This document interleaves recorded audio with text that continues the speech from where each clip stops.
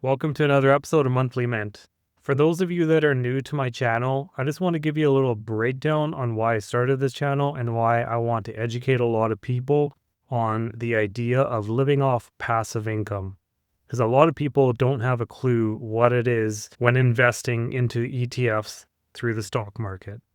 Investing this amount of money takes a lot of discipline in your day-to-day life activities because there are always temptations for you to buy things in life. But I'm making the choice to spend every dollar that I can to put into these ETFs to increase my passive income. I invest because I refuse to live my entire life selling 40 hours of my time each week and having to ask permission from another person to maybe fully enjoy my life a few weeks each year. That is, if it gets approved. I want the freedom and choice to work when I want. And that is why I choose this passive income strategy that will create more money than my normal job and creates more freedom for you so you can spend more time with your friends and family. And also do the things that you want to do and love to do. Now, starting from scratch is always difficult because you got to grind your way through the job, pay your taxes on your income, and then invest that tax money to pay tax again. I know it sounds a little daunting, but you have to understand this. Active money, which is money that you work for, this is active income. This is money that you will work for. Then there's passive income. Your money works hard for you. I myself, through school, was taught that I had to work hard, pay my bills, and put money in my savings. I did that for many, many years. And then I realized that there are other opportunities to make your money work hard for you so that way you can live a better life.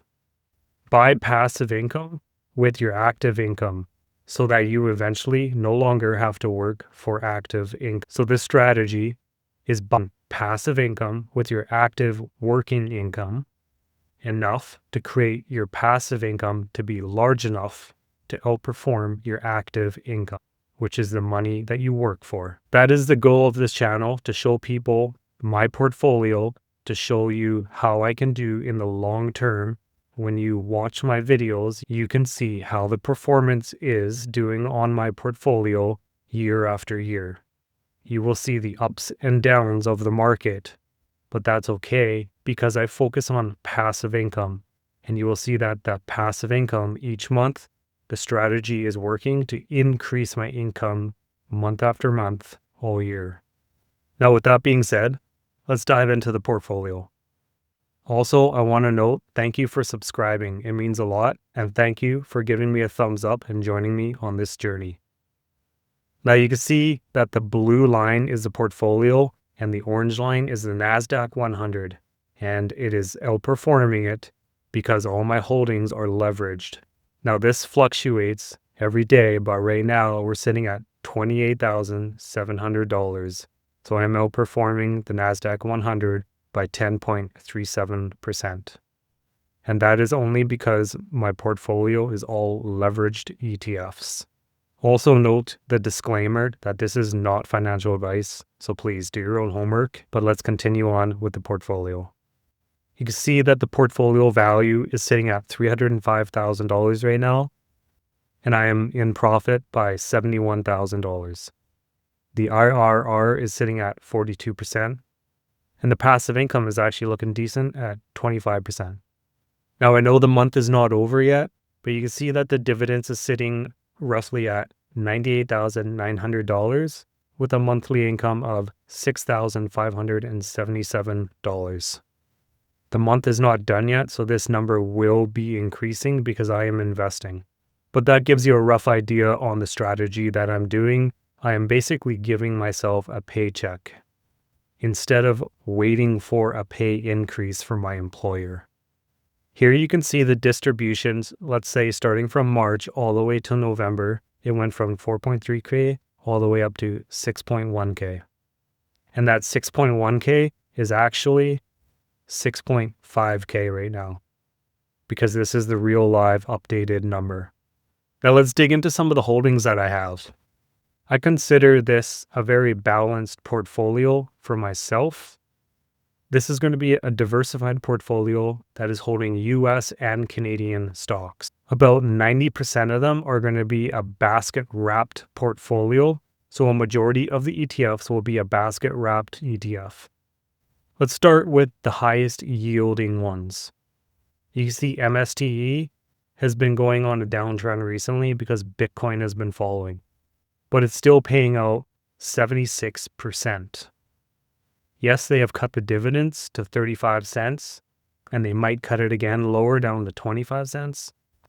But I'd rather buy the cheaper shares now while everybody's in that the ETF is going to go to zero, because when it starts going back up to $18 a share again, when Bitcoin starts rising to new all-time highs, then my distributions will increase as well, close to that 60 cents. So I'm thankful that I'm buying that MSTE at a cheaper price right now. Then we have everybody's favorite biggie from Evolve. This one's currently paying out 30%. And you can see that my cost basis on this, what I've invested, is $33,000. And to note, MSTE, I've invested $5,000. Also, I hold 1,293 shares of Biggie that is paying a distribution of $9,700 annually. Then the next highest yield ETF that I have is HBIX, and it's paying out 27%. But I only have 4.5 shares. A lot of these ETFs are going to have smaller distributions because my strategy is a lot different than everybody else. I put all my money into HHIS and Biggie because they are the highest distributions that are going to be the safest, in my opinion, for the long term. And I take those distributions and I disperse them throughout the other ETFs. So this is going to diversify my portfolio, but it's going to also take a little bit longer. Now we have HBTE from the Bitcoin Leaders Enhanced Income. I only have 3 shares of it, and it's sitting at 26.95% annual yield. Here's the largest holding of my position right now. This is HHIS. I have $256,000 invested in HHIS, which comes out to 20,500 shares. And currently, the yield on it is sitting at 24%. So that's not too bad. Now, a lot of these are going to be overlapping each other. So I hold multiple Canadian high yield ETFs, same with the US side of things, because I just want to be really diversified. And I'm okay holding overlapping different ETFs because in my opinion, it's like a safety buffer. So here we have Canny. I only got 3 shares of it and it's sitting at a 20.15% yield. Now, as we keep going down, my next one here is going to be sitting at 17%. And this is going to be UTS. This is going to be the utility ETF for Canada. I'm holding 6 shares of it. And at 17%, that's not that bad.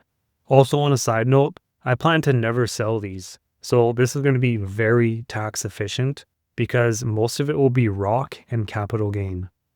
And even risky ones like MSTE, I'm not going to sell. I'm just going to hold them. And if they do a reverse split, that's fine. If MSTE closes, that's also fine. Because I'm taking these distributions and I'm splitting them equally between all these holdings. That's my diversified portfolio. Now we have RSCL. This is the Russell 2000. I almost got 5 shares of it, and it's also sitting at 17% yield. Here we go. We have a fun one. Ethi. This is going to be the crypto side of things. I'm holding currently 12 shares of Ethi, and it's paying out almost 17% yield on it. Another diversification is going to be the Canadian oil sector, so ENCL. I have roughly 1 share of ENCL, and its distribution is 16% yield. Now from 9Point, we have Etchi. This is kind of like an overlap of Canny, but for Etchi, I'm holding 6 shares, and it's paying out a 16% yield. A good safety buffer here is the NASDAQ 100 covered call with leverage. This is QQCL. It's doing a 15% yield, and currently I hold 5 shares. HHIC from Harvest. This is a wrapped version of single stocks. I'm currently holding 16 shares and it's paying 14%.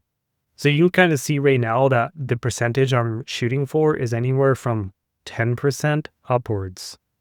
I would say 10 to 25% will be like the safety buffer. Anything above 25% gets a little more risky for myself. That's why I'm okay holding MSTE, because that'll be the highest risk ETF that I have in my portfolio.